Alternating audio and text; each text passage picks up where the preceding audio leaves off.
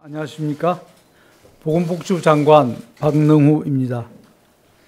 새 정부가 출범한 지 2년이 되어 갑니다. 그간 보건복지부는 포용적 복지국가 실현을 목표로 소득보장, 건강보장, 돌봄보장 등 실제 생활과 밀접한 분야를 중심으로 보건복지 정책을 적극 확대해 왔습니다. 하지만 국민의 기본 생활을 보장하기에는 아직 부족한 상황입니다.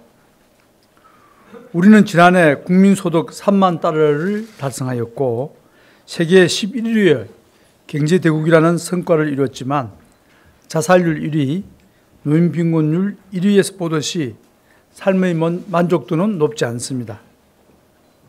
올해 보건복지부는 든든한 일상과 행복한 삶 보장을 목표로 주요 과제를 차질 없이 이행하여 우리 모두가 함께 잘 사는 포용적 복지국가를 실현해 나가겠습니다.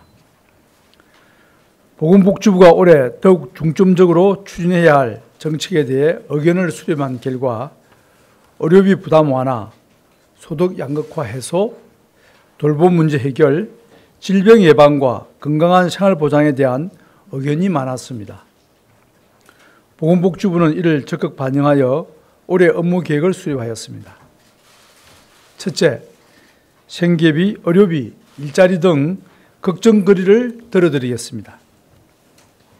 생계비 경감을 위해 4월부터 소득 하위 20% 이하 어르신들께 기초연금 30만 원을 지급하고 저소득층 장애인연금도 조기에 인상하겠습니다. 기초생활보장 부양의무자 기준을 대폭 완화하여 비수급 빈곤층을 추가로 보호하고 긴급지원제도 재산 기준도 개선하여 위기가구에 대한 보호를 강화하겠습니다. 아파도 병원에 가지 못하거나 병원비로 가정이 무너지는 일이 없도록 건강보험 보장성 강화도 지속적으로 추진하겠습니다. 응급실, 중환자실 검사, 처치, 시술에 대해 건강보험을 적용하고 안면 복부 MRI, 전립선 자궁 초음파도 단계적으로 급여화하여 의료비 부담을 줄여나가겠습니다. 상급병원, 종합병원에 이어 올해는 병원급 2, 3인실에 대해 건강보험을 적용하고 간호간병 통합 서비스도 5만 병상까지 확대하여 병실료와 간병비 부담을 덜어드리겠습니다. 2022년까지 보건복지 분야에서 40만 명 이상의 일자리를 창출하겠습니다.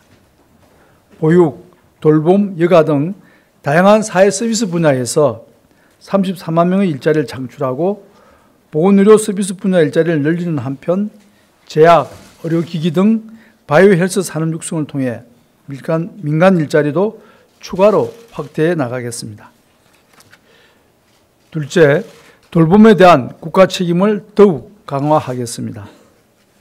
소득 수준 향상과 저출산, 고령화, 1인 가구 증가 등에 따라 다양한 맞춤형 돌봄 서비스에 대한 욕구는 증가하고 있습니다.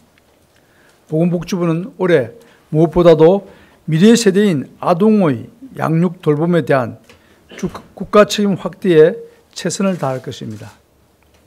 1월부터 임신, 출산 진료비 지원을 확대하고 만 1세 미만 영유아 외래 진료비도 절반 이상 완화하였습니다. 9월부터는 만 7세 미만 모든 아동에게 월 10만 원씩 아동수당을 지급하겠습니다.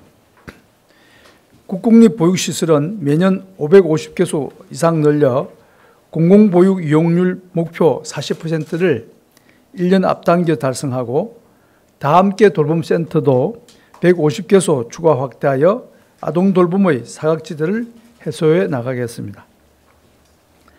시설 퇴소 등 보호 종료 아동에 대해서는 4월부터 월 30만 원씩 자립수당을 지급하고 7월에는 아동권리보장원을 설립하여 취약 아동에 대한 보호도 더욱 강화하겠습니다. 아동에 대한 국가 확대를 위한 방안은 보다 구체화하여 5월에 발표할 계획입니다. 한편 어르신이 풍요로운 노후 생활을 누릴 수 있도록 필요한 지원도 확충하겠습니다. 노인 일자리는 지난해 51만 개에서 올해 61만 개로 확대하여 노후소득 보장을 강화하고 전국 256개소 치매 안심센터 운영을 보다 내실화하여 치매 국가 책임제 이행을 강화하겠습니다. 약 30만 명의 독거 노인에 대해 안부 확인 등 돌봄 기본 서비스를 제공하고 사회관계 활성화 사업을 확대하여 독거 노인에 대한 돌봄과 정서 지원도 강화하겠습니다. 장애인에 대한 지원도 대폭 확대하겠습니다.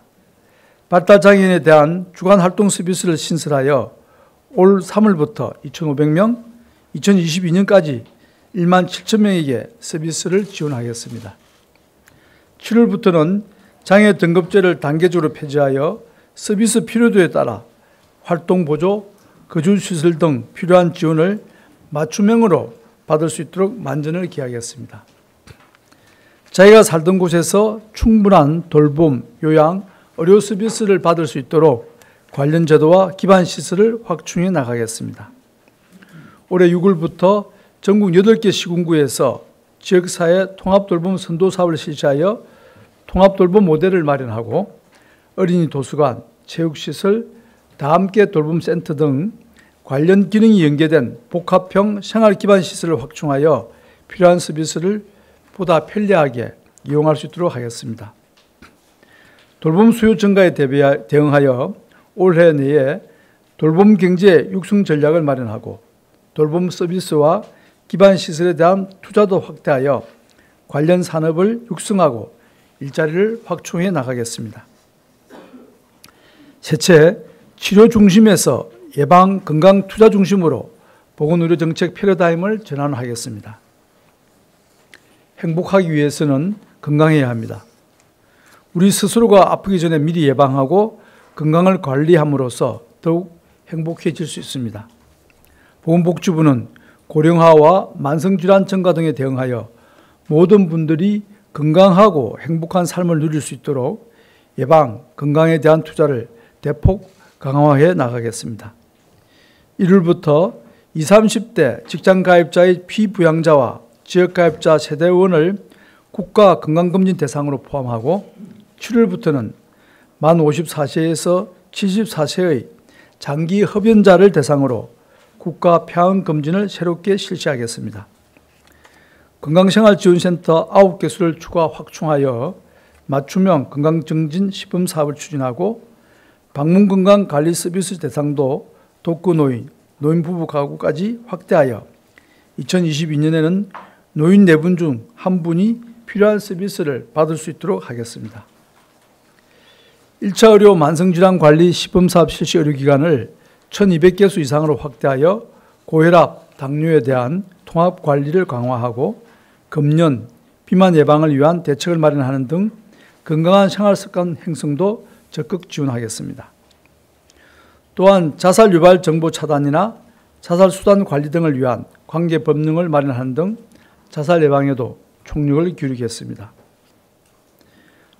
바이오 헬스 산업은 매우 빠르게 성장하고 있는 분야입니다.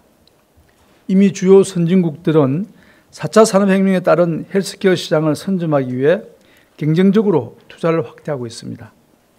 이러한 경쟁에서 뒤처지지 않기 위해서는 바이오 헬스 산업에 대한 보다 적극적인 투자와 지원이 필요합니다. 보건복지부는 바이오 헬스 산업을 국가 전략 산업으로 육성하기 위해 4월에 바이오 헬스 중장기 발전 전략을 마련하여 발표하겠습니다. 마지막으로 정책 체감도를 높이기 위해 일하는 방식을 혁신하겠습니다.